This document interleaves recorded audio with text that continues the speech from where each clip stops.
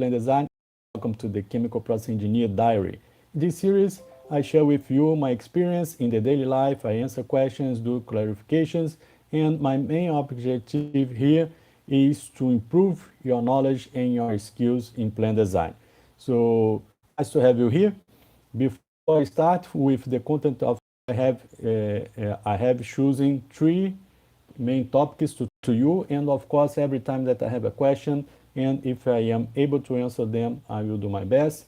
So the topics for today is what is the difference between battery limits and time list? I received this question in my YouTube channel and I will discuss a little bit about it. What are the importance of the heat and material balance? And this week I expend all my weekend doing two heat and material balance, two process simulations for my job. And I received some questions yesterday in my LinkedIn about how to become a process safety engineer. So I will discuss with you a little bit about that. And just to remind you, next week it will be available my workshop, Chemical Process Engineer Journey in Plant Design. If you didn't register yet, you still have time because it will be 3 days of content related to chemical process engineering, plant design, what the companies want from you, what you need to know to work with plant design, and etc. I have prepared some special features for this workshop. So this is it. And to register, you can go to my website, jeffersoncosta.com, or you can find the link for subscription in the description of this video in YouTube. And I am streaming from the YouTube and also Instagram. So left side Instagram, right side YouTube, and this is it. Okay, so first thing first, let me talk about my job, and that is one of the main objectives of this series. I work in an energy company, and we are dealing with a new product. I have two technologies to choose, and we are evaluating what is the best one for our purpose. And the schedule is very tight. The business team did some agreements with the customer, and because of that, what it was supposed to be done in 3 months, I need to do in 2 weeks. And sometimes that happens in real life. So what I need to do is develop the heat and material balance, and to do that I use process simulation softwares. One of them is the Aspen High Seas. So I got the Aspen High Seas and starting doing the heat and material balance, the process simulation. And what are for the management, for the board of the company, what are the main information that are interesting to them from the heat and material balance? First, the raw material is fixed for both technologies, so this is not a main concern for them. But what matters is how much product is possible to achieve with different technologies. Not only that, what are the emissions and effluents for each technology? Because when you change technology, the way that you produce your products, it may changes. For instance, one technology uses water to remove CO2 from the stream, and the other one uses as organic solvent to remove the CO2 from the stream. So based on that, it changes the emissions, and depending on the location where you live or the country where you live, the regulation for emissions can be very, very tight or tough to achieve. So that's very important information that we should have, that we must have here to start some licenses, to talk to government about installing the plant and etc. So it was one of the objectives of expending all my weekend to do that. And another thing that is important to you, remember, is that nice to have you here, Sharp, and I have seen your posts in LinkedIn. I hope that you can do some kind of presentation for me in a near future, okay? And Another thing that is very, very important, you have the raw material that is fixed. In this case, we have the products that will depends on the technology, but we expect to have something very, very similar, and it was what happened. And another thing that is very, very important in terms of business is the energy expended to produce the product.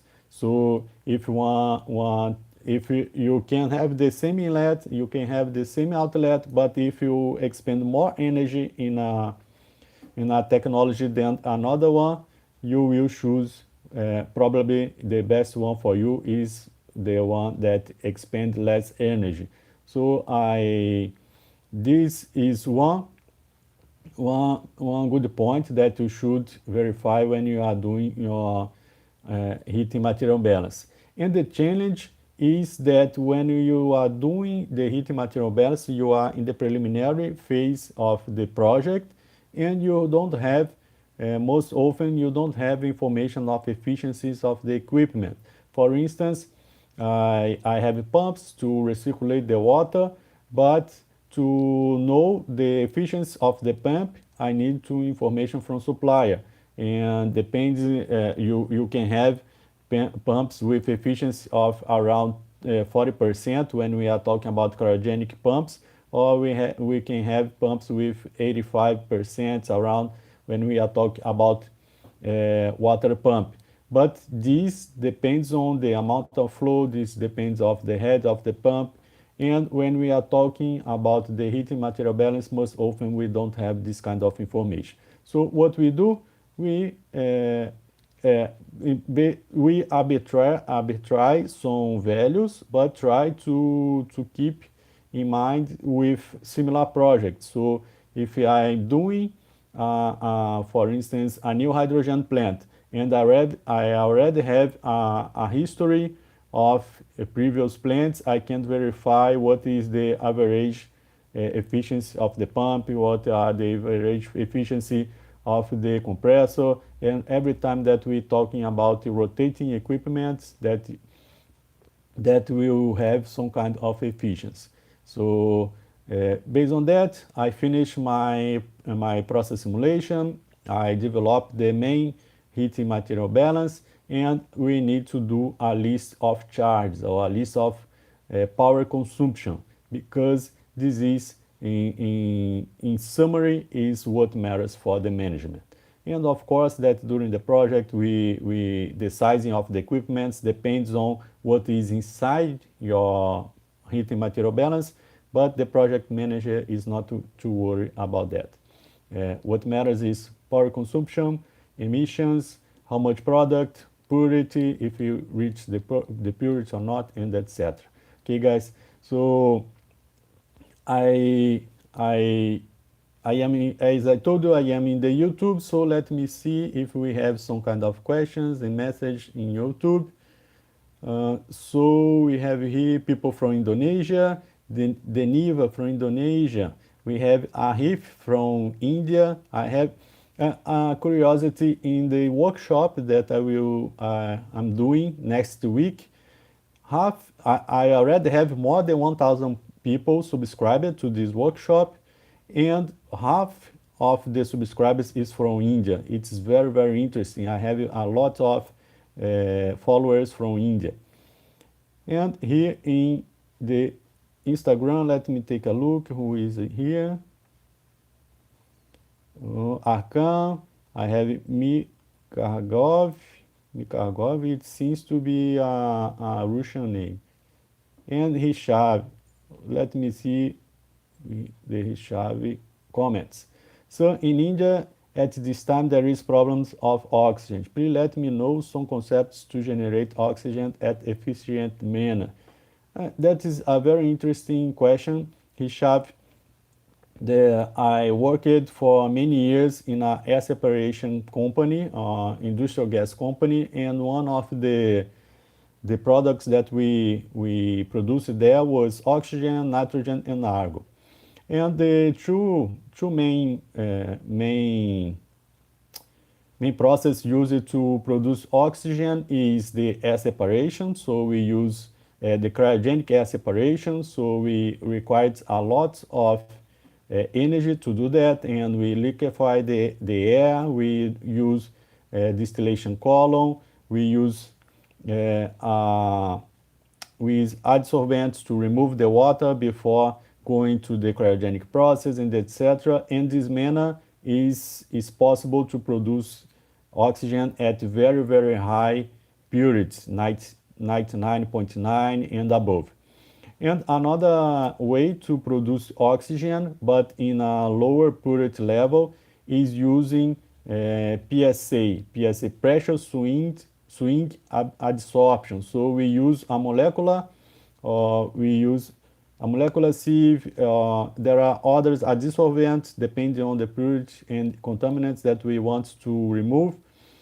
But in this way, it's less energy demanding, but the purity of the oxygen is lower. It's around 95%. It's possible to achieve that. So what I know about the medicinal oxygen, I think it is from the cryogenic plants. So it is what must be done. And big players in these markets that I know, internationally at least, is the Lind. There are also the Lind, Air Liquids, Air Products. There is Mesa also, and there is a Japanese company that I forgot the name. So it's a very interesting process. The cryogenic process for producing oxygen is very, very nice for chemical process engineers because we have compressors, we have heat exchangers, we have distillation column, we have adsorption, we have pumps, and it is very, very interesting. I recommend you to take a look in some papers because it is very, very nice.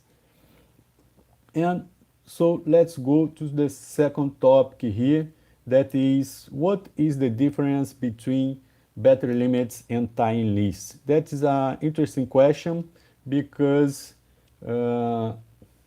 it's something that I didn't learn in my chemical process engineer course. I never heard about time lists, about battery limits with this connotation in my chemical engineering course. It was some years ago, more than 10 years. But I am here to help you to improve your skills as a chemical process engineer that wants to work with plant design. So the first thing first, battery limits. What is battery limit? Battery limits is the location where the responsibilities shift from a system to another, a person to another, or from a vendor to the customer, and etc. So imagine that you receive how can I say that? Long time ago, we received mails from the postcard, the post officer.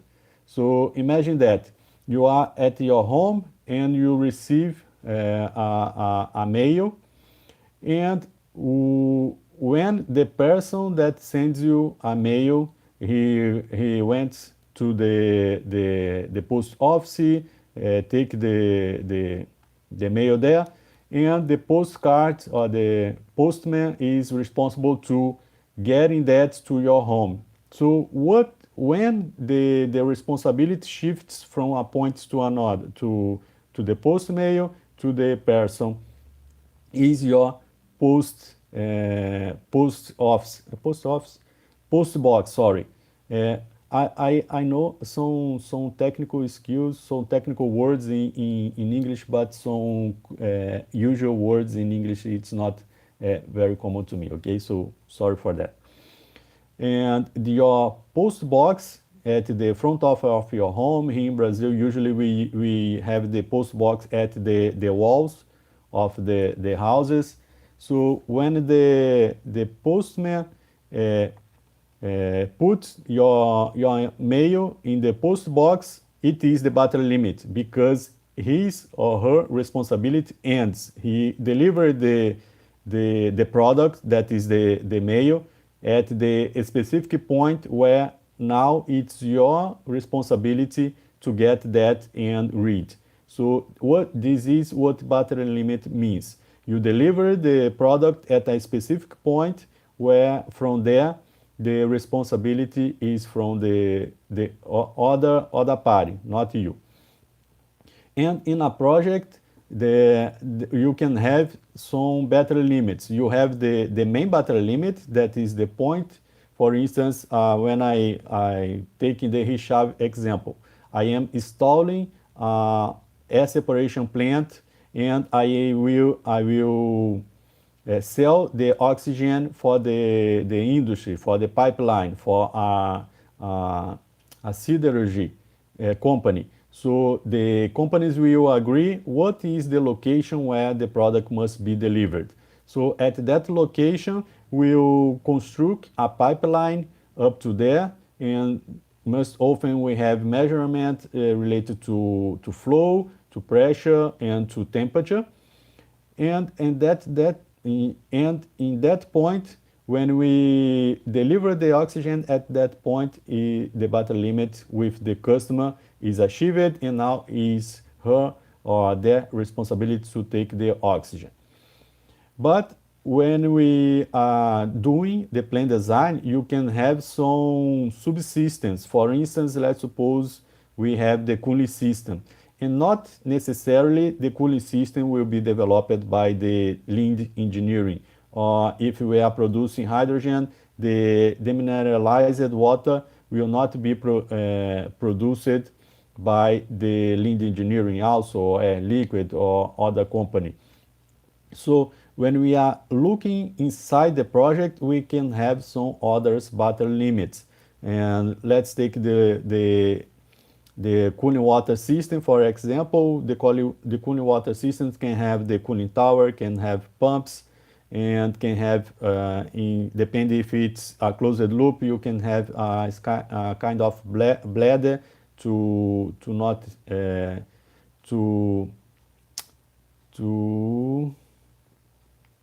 I forgot the name, to not have the hammer effect in the system. So so we need to identify what are the battery limits with the external and with the internal. And for doing that, we use the tie-in list. When I first learned about the tie-in list, the concept was that when I have an existing pipeline and I need to connect a new pipeline because the bottlenecking, because of revamping, I have a tie-in point. That means that in this way, the project manager or the pipe engineer should consider doing welding on that location in order to be able to do the connections, and with that, the can run the new process. But recently, I did a consultancy for an international company. We were doing a hydrogen filling station, and they used also the concept of TP. TP most often is tying point, but can be also termination point. And it is the connection with the process not designed by you. What I mean by that? You have your cooling system that will support your main plant, and what is going in and what is going out in the cooling system in general terms. We have the feed water or makeup water, because with an open cooling tower we will have evaporation, and we have the cold water going to the main process and the hot water return from the main process. So we have at least 3 tying points, because the project or the company must guarantee to the cooling water system supplier or vendor that they will receive the makeup water. Most often it's responsibility of the project to deliver that at the battery limit with the cooling system. We have the connections between the cooling system, cooling water pipeline, and our system in the project, and we have another TP point that is or TP, that is the return of the hot water, in order that with that, we identified all the interfaces that we have with our vendor. So this is what is tie-in list. So what are the difference between battery limit and tie-in list? The battery limit is the point where you define the changes in responsibilities. And the tie-in list is the list of the connections, the list where it will be located, the connections, how many connections it is, and a summary of it must be considered during the project. And in many cases, it starts with the process engineer, because it is the process engineer that defines the process, what are the subsystems needed to run the plant, and etc. So guys, we covered the second point, and now let me talk with you about the third point, or the third subject, that is about how to become a process safety engineer. And this I received yesterday in my LinkedIn. So it was from Hassan, and Hassan works in a petroleum company as a safety engineer.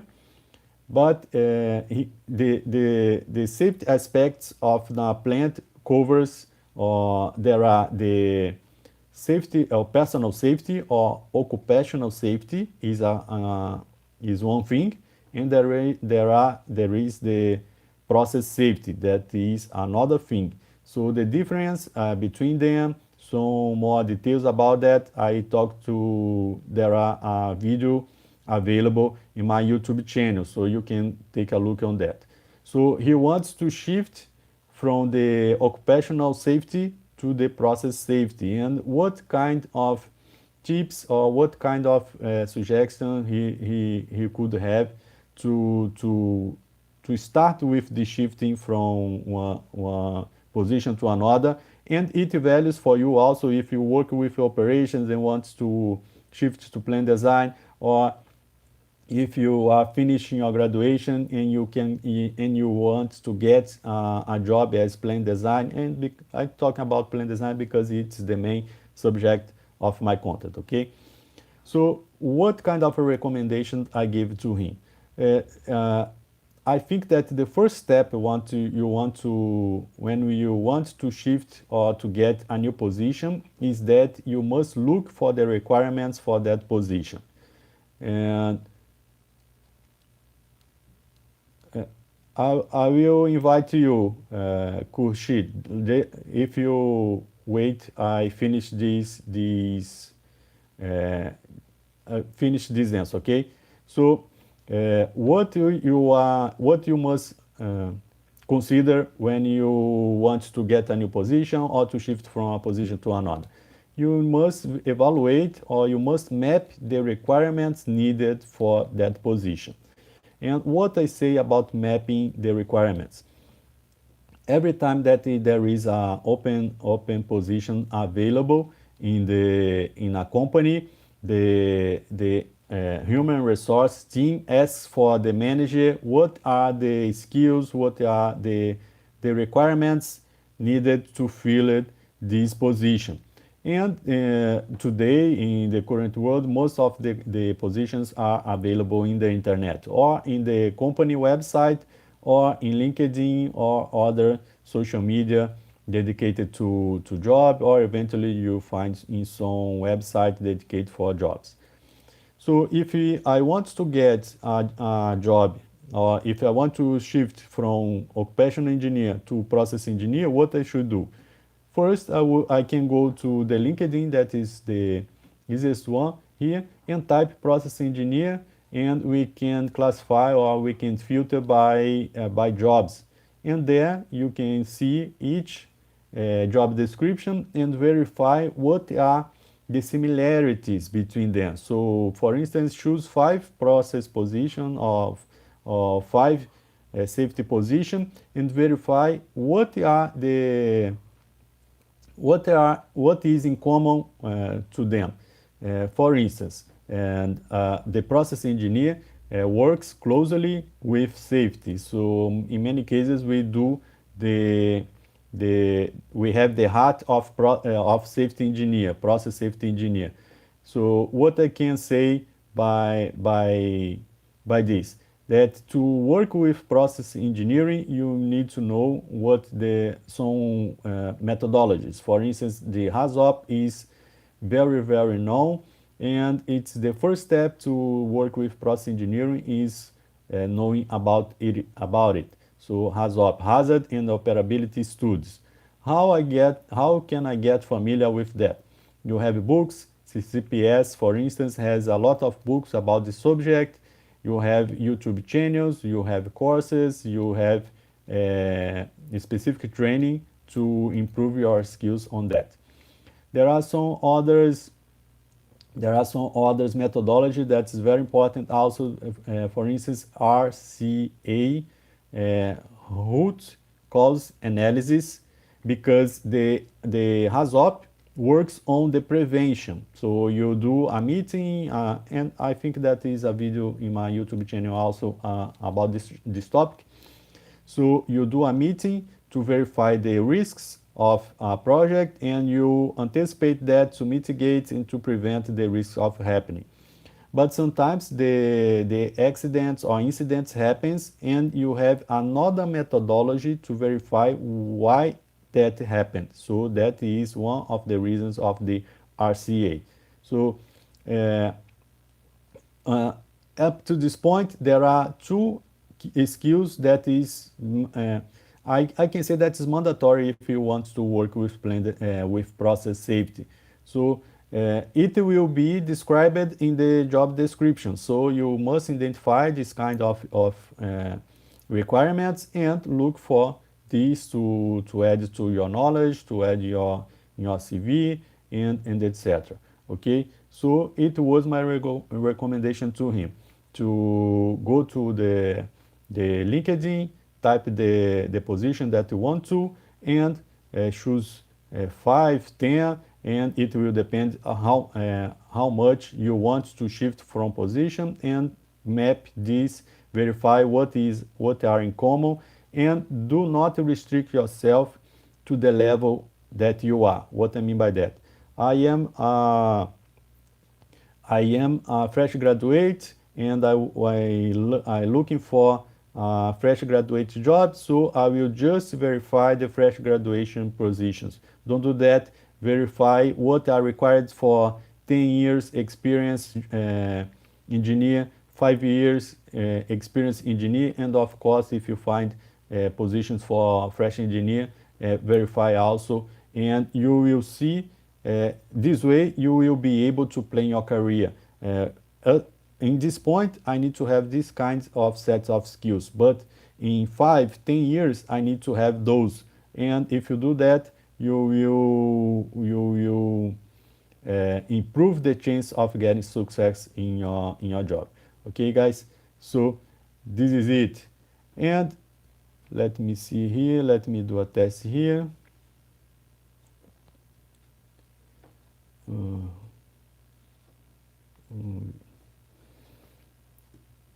Let me see if I have any other question here in YouTube. So I have.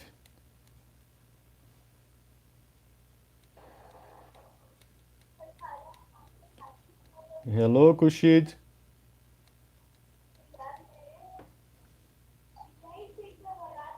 Hello, Kushid. Hello, Kushid. It's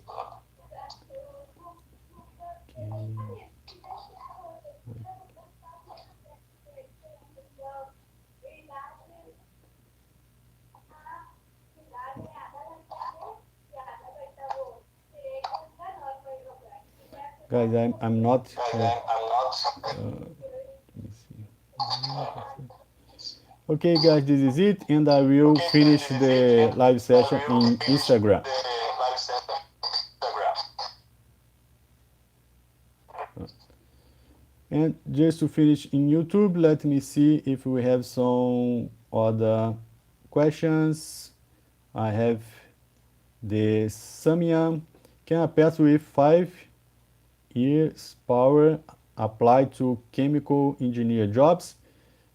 That is an interesting question, Mia. You can apply to any kind of job, but you should verify what are the requirements asked in the position.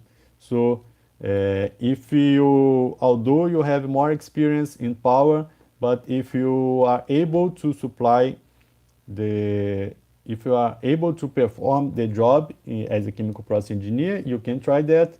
Your barrier or your biggest barrier will be the convincing the interviewer.